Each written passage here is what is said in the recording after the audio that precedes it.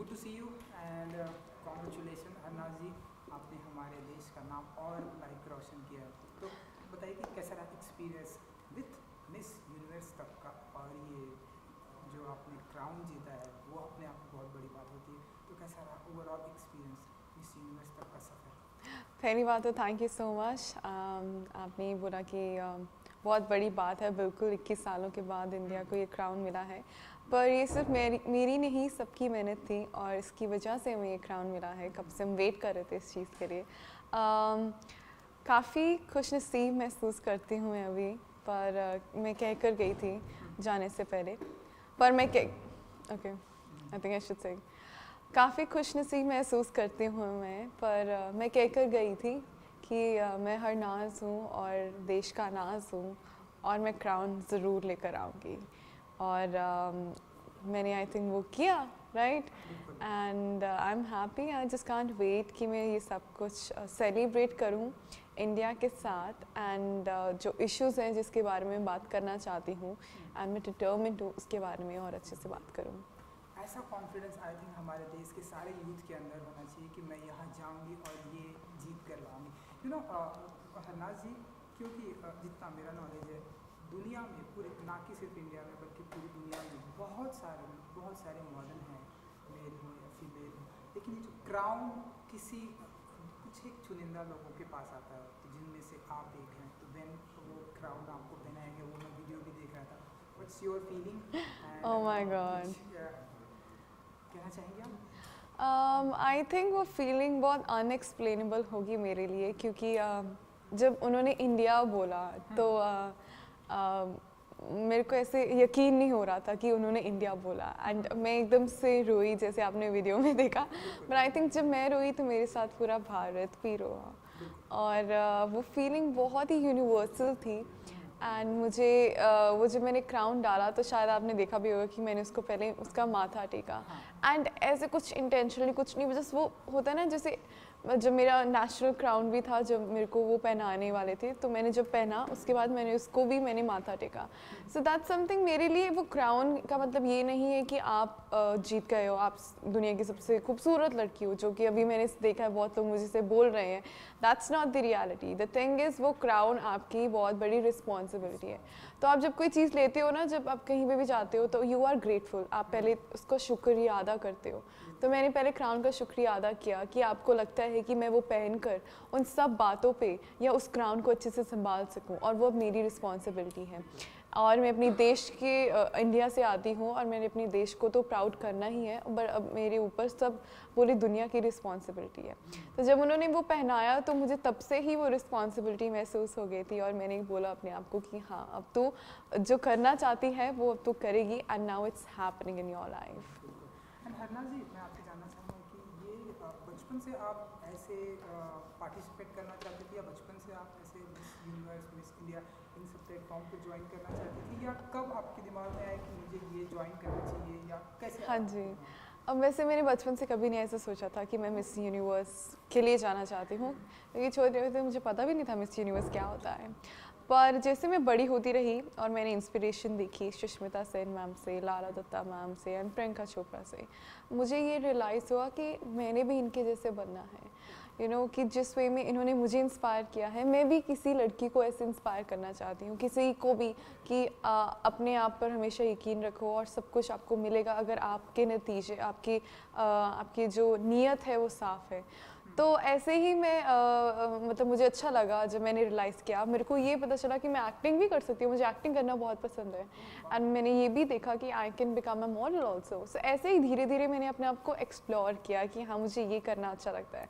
सब जब आपको एक बार आपके अंदर वो जज्बा आ जाता है ना कि मैं ये करके दिखाऊंगी अपने लिए, तो फिर आपको दुनिया में कोई नहीं रोक सकता। सो वो एकदम से आया when I was 17 years of the as.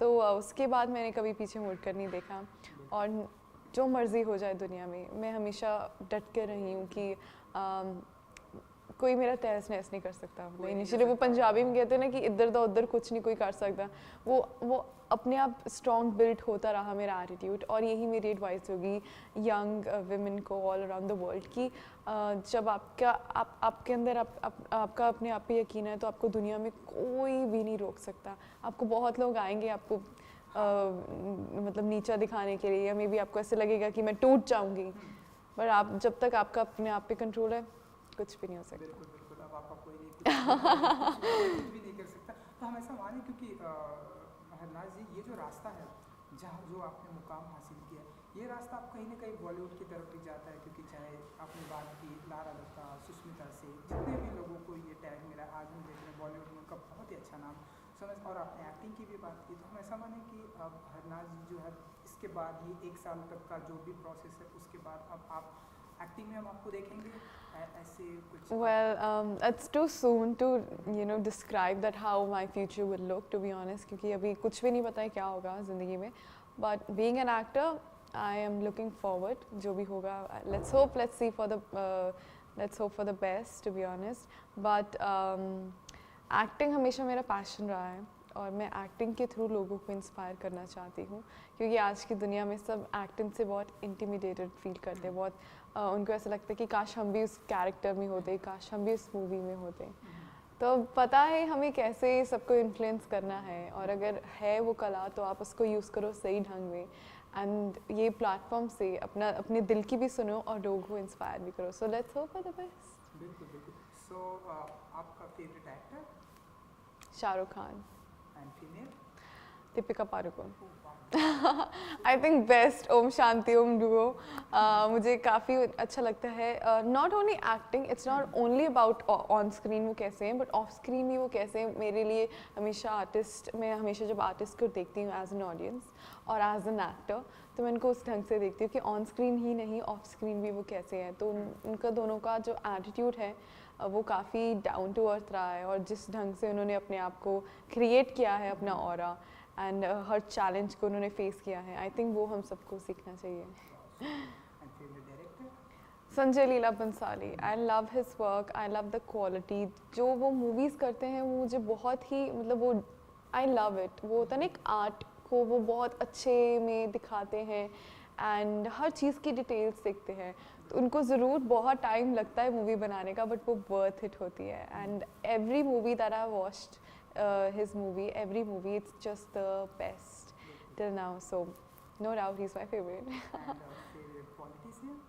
Oh God, I think that is no favorite in that, to be honest. I'm sorry to say that, क्योंकि सबके opinions different होते हैं, and I think especially I would like to encourage the youth कि वो भी part लें इस चीज़ में, क्योंकि आप अपनी दुनिया का आप अपनी देश का भविष्य हो, तो आपको पता होना चाहिए आपके देश में क्या हो रहा है। तो आप बनो अपने यूथ आइकॉन, आप अपने आप बनो स्पीकर, क्योंकि हर इंसान बहुत अच्छा स्पीकर है, बस उसको ढूंढना है किसकी एबिलिटीज़ क्या है। हाल फिलहाल में कोई फिल्म आपने ऐसी देखी जो आपको बहुत ही इंस्पायर हो, क्योंकि आपको एक्टिंग पसंद है इसलिए, जो आपको बहुत ही इंस्पायर? आई थिंक जो मेरी फेवरेट मूवी अभी तक की रही वो मैरी कॉम है। द वे उन्होंने, क्योंकि मैं हमेशा विमेन एम्पावरमेंट पे बात करती हूँ, सिर्फ बात ही नहीं है, I have seen that closely, और मुझे पता है कि मैंने क्या ब्रेक करना है वो स्टेरियोटाइप। तो वो मैरी कॉम मुझे बहुत इंस्पायरिंग लगती है। दंगल भी है, बट वो होता है ना कि जैसे हर मूवी अपने आप में अच्छी है, दंगल अपने आप में मुझे बहुत अच्छी लगती है, और मैरी कॉम अपने आप में। तो जब भी वो गाना है ना, दिल ज़िद्दी है, आई थिंक वो हर इंसान में वो उसका दिल है वो ज़िद्दी, बस उसको ढूंढना है कि वो किस चीज़ के लिए ज़िद्दी है, और जब वो ज़िद पकड़ लेता है तो वही बात, कुछ नहीं, उसका कोई नहीं कुछ उखाड़ सकता। बिल्कुल, एंड जब वो ज़िद पकड़ लेता है तो हमारे सामने हरनाज प्रेजेंट होती हैं। सो क्योंकि आप चंडीगढ़ पंजाब से आती हैं हरनाज जी, इसलिए मैं आपसे जानना चाहूँगा कि आपको आपके स्टेट के लिए अगर कुछ करने का मौका मिला, लाइक चंडीगढ़ के लिए अगर आप जहाँ से आप आती हैं कुछ करने का मौका मिला, कुछ ऐसे बदलाव लाने का मौका मिला, तो वो क्या कुछ होगा जो आप चाहती हैं कि आपके गांव में, आपके होम टाउन में? Well definitely talking about the women empowerment, सिर्फ मेरी कम्युनिटी में ही नहीं, पूरी दुनिया में, क्योंकि I think right to education, right to work is important.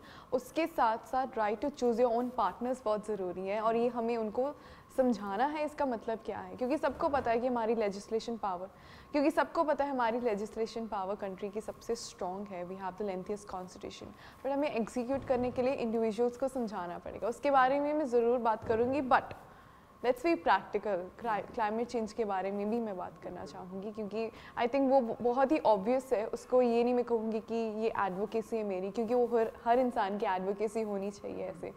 तो Chandigarh is a very clean and beautiful city, तो वहाँ से मैं सिखवाना चाहती हूँ सबको, जैसे Chandigarh is very organise, Chandigarh is very clean, तो बाकी सिटीज़ में, बाकी कंट्रीज़ में, maybe a lot of countries like Israel में हम गए थे, तो Israel is doing a lot of great things towards climate change, और हमें उस कंट्री से सीखना चाहिए।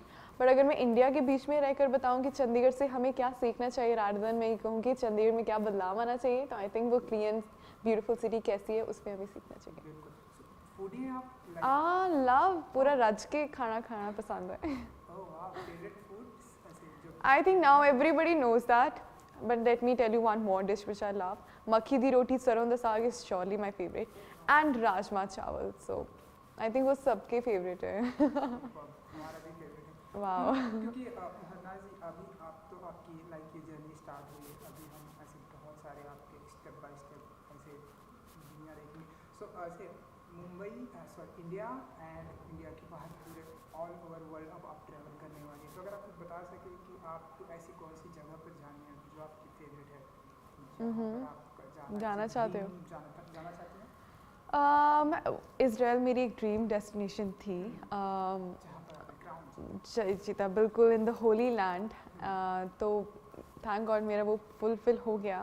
अपार्ट फ्रॉम पेरिस जहाँ आई थिंक सब जाना चाहते हैं, मुझे अपना भारत भी बहुत पसंद है, so as a no offence, but मैं जापान ज़रूर जाना चाहती हूँ क्योंकि उनकी जो टेक्नोलॉजी इतनी एडवांस्ड है एंड वो इतने फोकस्ड है वहाँ पर, you know they respect time and I think time is timeless. तो वो मैं वहाँ पर जाके देखना चाहती हूँ कि वो कैसी टेक्निक्स यूज़ करते हैं, उनसे कुछ सीख कर मैं उसको आगे ही आगे जिस कंट्री में जाती रहूँगी उससे कुछ सीख कर और नेक्स्ट कंट्री को पास करूँगी, उनसे कुछ सीख कर नेक्स्ट कंट्री को पास करूँगी। I think it's never enough, क्योंकि हर कंट्री से मुझे कुछ ना कुछ सीखने को मौका मिलेगा, और मौका मिले तो पूरी दुनिया घूमना चाहूँगी मैं।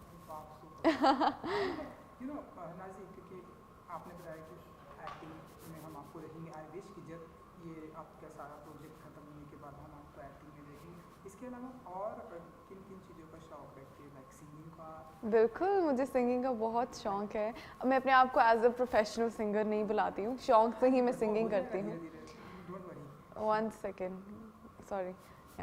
मैं अपने आप को एज अ प्रोफेशनल सिंगर तो नहीं बुलाती हूँ, बट मुझे सिंगिंग करने का बहुत शौक है। मुझे कपलेट्स शायरी लिखने का बहुत शौक है। मिमिक्री मुझे लगता था एक मेरा हिडन टैलेंट है, बट आई थिंक वो सबको पता चल गया। अपार्ट फ्रॉम दैट मुझे गार्डनिंग का भी बहुत शौक है, क्योंकि मेरे दादाजी फार्मर थे और मेरे मॉम को गार्डनिंग का, सो वो होता है ना कैसे आपको वहीं से आता है, तो मुझे नेचर के साथ भी रहना बहुत पसंद है। तो ये ऐसी छोटी छोटी चीज़ें हैं जो हरनाज को डिफाइन करती हैं। सुपर। किसी एक की मिमिक्री, किसी जो आप ज़रूर। हमेशा आप चाहते हो कि मैं किसी फेमस पर्सनालिटी की मिमिक्री करूं, तो आपको फिर वेट करना पड़ेगा जब तक मैं किसी की बायोपिक करूंगी।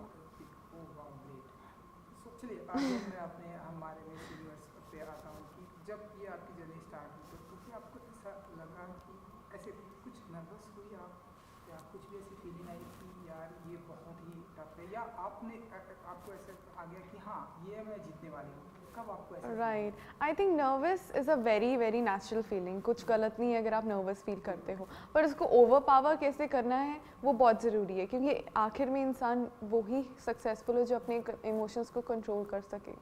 एंड ज़रूर मैं थी नर्वस, जैसे हर लड़की थी, पर एट द एंड मैंने अपनी विजन को देखा और मैंने अपने आप को बार बार स्टेज पे चढ़ने से पहले ये सवाल पूछा कि मैं क्यों आई हूँ, और ये मौका मुझे बार बार नहीं मिलेगा। तो that 1 minute of my life can decide कि मेरी लाइफ में क्या होगा आगे, और जो होगा अच्छे के लिए होगा, और अपने आप पे यकीन रखो तो ही आपको सब कुछ मिल सकता है। तो मैं जब स्टेज में थी, I was being my self, मैं किसी और की तरह नहीं दिख रही थी। मैं भूल गई थी मेरे आसपास कितनी सुंदर लड़कियां हैं, कितनी टैलेंटेड लड़कियां, कितने लोग बैठे हैं।